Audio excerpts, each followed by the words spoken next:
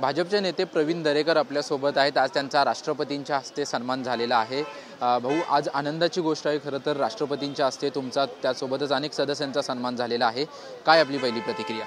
नाही, खूप आनंद झालाय, कारण राष्ट्रपतींच्या हस्ते संसदपटू पुरस्कार मिळणं हे जे राजकारणामध्ये काम करतात, समाजकारणामध्ये काम करतात, त्यांच्यासाठी एक बहुमोल असा ठेवा असतो।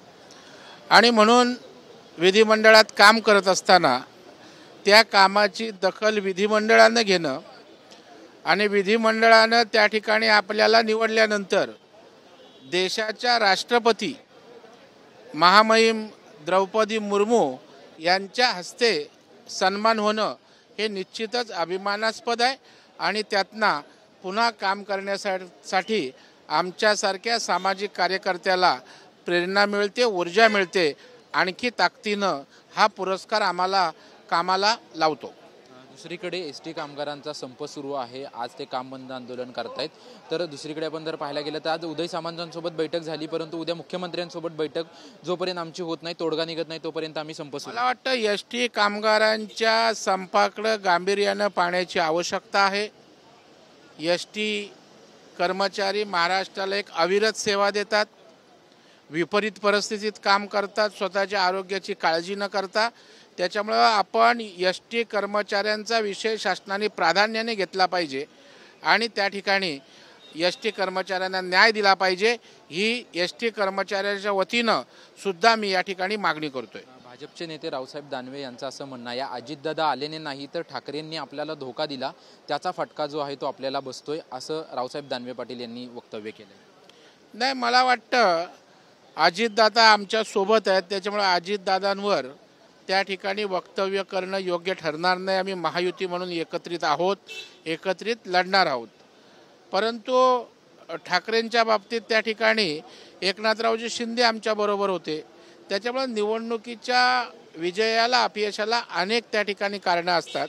एकाच कारणांवर त्या ठिकाणी आपण बोलू शकत नाही। मुख्यमंत्री लाडकी बहीण योजना सुरू आहे, परंतु साताऱ्यामध्ये एक अशी घटना घडली की 30 फॉर्म एकाच अर्जदाराने भरले, तर जवळपास 78,000 रुपये जो आहेत ते त्याच्या नावावरती जमा झालेले आहेत। कसं पाहताय? नाही, मला वाटतं शेवटी एखादी मोठी यंत्रणा जेव्हा स्कीम राबवायची असते त्यावेळेला यंत्रणा नक्कीच कमी पडते आणि त्याच्यामध्ये जसे जसे यंत्रणेमध्ये त्या ठिकाणी दोष येतात तसे आपण दुरुस्त करत असतो। त्याच्यामुळे आता समजा अशा प्रकारे एकाच नावावर अनेकांनी घेतलं असेल तर त्या ठिकाणी ते परत घेतले जातील, संबंधितांवर कारवाई होईल। या योजनेचा दुरुपयोग किंवा गैरफायदा कुणीही घेऊ नये, कारण ही सर्वसामान्य गरीब गरजू महिलांसाठी ही योजना आहे। आणि त्याच्यामुळे मला वाटतं ज्या काही टेक्निकल एरर्स आहेत त्या ठिकाणी वेळोवेळी टप्प्याटप्प्यानं दुरुस्त होऊन ही योजना नीट योग्य त्या व्यक्तींकडेच जाईल याची सरकार काळजी घेईल। महायुतीमध्ये 3 पक्ष आहेत, परंतु आज राष्ट्रवादीची बैठक पार पडली आणि या बैठकीमधून अशी बातमी येते की जवळपास 60 ते 65 जागा अजितदादा गट विधानसभेमध्ये लढवू शकतो।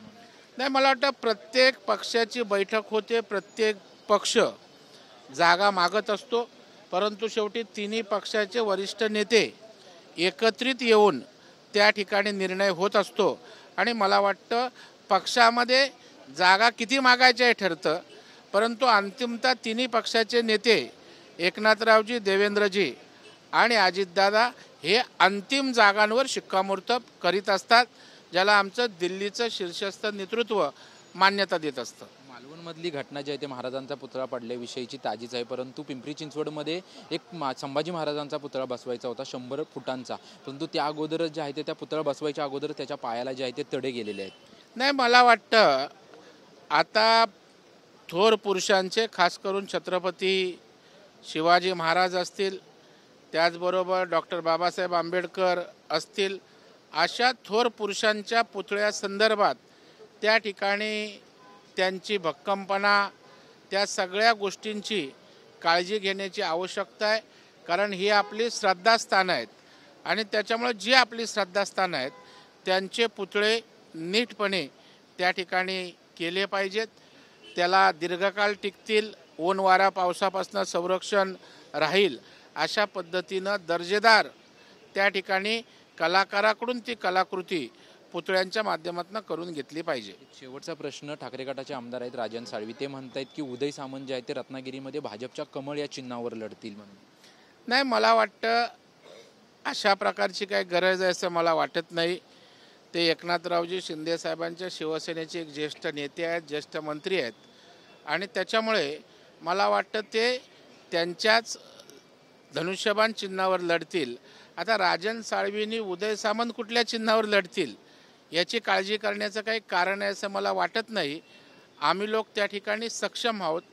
आमच्या पक्षाच्या नेतृत्वाखाली त्या ठिकाणी निवडणूक लढवण्यासाठी आता त्यांनी त्यांचं चिन्ह काय असेल त्याची राजन साळवींनी त्या ठिकाणी काळजी करावी. धन्यवाद आमच्याशी सविस्तरपणे बातचीत केल्याबद्दल. कॅमेरामन हरी नेगीसह निवृत्ती बाबर, TV9 मराठी, मुंबई.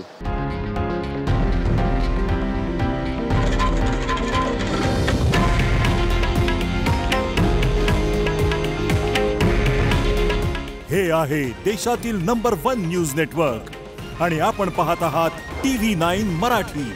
काळजी तुमची, हित महाराष्ट्राचं.